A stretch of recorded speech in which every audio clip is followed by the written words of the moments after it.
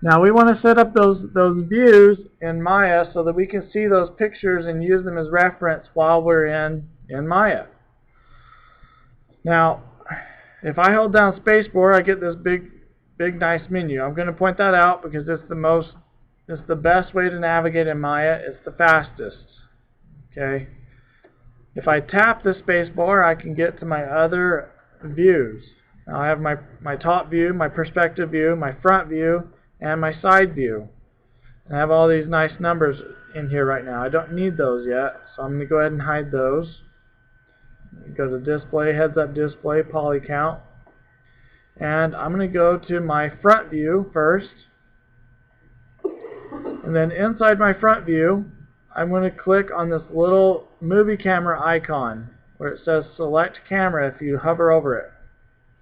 Okay, I click it. It doesn't appear that anything has happened, but something has. And then I'll press Control A on my keyboard.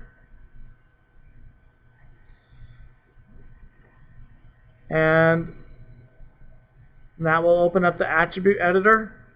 If it doesn't open up the attribute editor, it just means you need to press it a second time.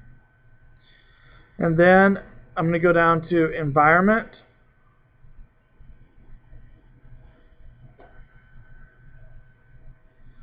I'm going to open up the Environment section, and I'm going to click on Create. Okay, so that created what's called an image plane. It doesn't really look like anything yet. But this crosshairs means that it wants to show me an image, but it doesn't know what image to show yet. So I need to tell it that. So I will go in again in the attribute editor. I'm going to go to the image name portion and click on this folder. And then I can navigate to that directory that has my image in it. So it took me to my source images folder by default, but I'm going to go to the image folder, and I chose my front view. So I'm going to select this turtle front view, click open, and now there's my turtle inside of Maya. Now another attribute that it's important to note is inside the attribute editor is that at the very top has this display attribute, and right now it's the bullet is for to view it in all views is selected. You can alternate what this is, which camera view it shows in. That's all this is asking you. So I'm going to say all views for now,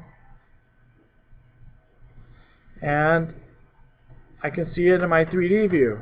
Now it's not handy to have this dead center of my scene, because that's where I want my model to be. So I need to move it back. So again, in my attribute editor, I'm going to scroll down and to have these image center attributes. So I'm going to push it backwards in Z. Z is always depth, and you can see that Z is my blue handle down here in the bottom left of my screen.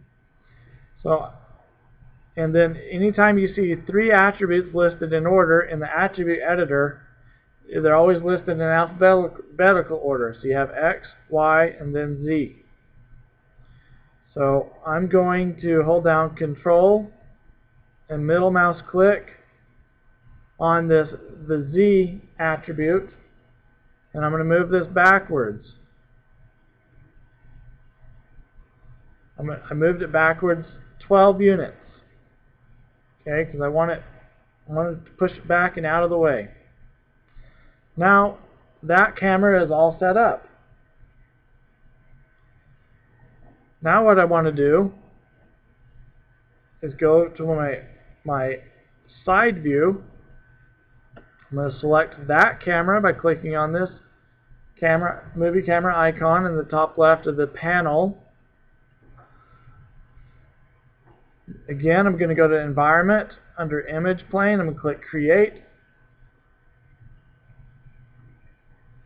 You just scroll up in my attribute editor. Again, to get to the attribute editor, you can press Control A. And if it doesn't bring up the attribute editor, then it means that it probably is going to bring up this channel box instead.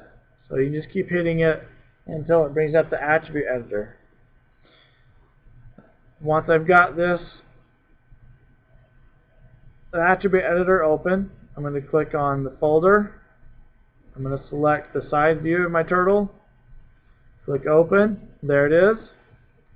I'm going to go to my perspective view by tapping spacebar and then hovering over the perspective view and tapping it again to maximize that panel. And I'm going to push this image back. I'm going to move it also a -12, but this time I want to move it on the x-axis. So I need to scroll down to where the image center attribute, and I'm going to enter in a -12 to move that back. Okay. Now what that did, and by being so careful in Photoshop by drawing those images on the same horizontal lines, as you can see that at least when you look at the shell, it's cut through the shell at the same location on both shells. So that should be some pretty good reference images. Okay, it would be nice to have a top-down view, which would be created the exact same way as my front and side views were, and you just do that in the top-down view camera. Okay, so on our next tutorial we'll start going over modeling, and we will begin the creation of this turtle.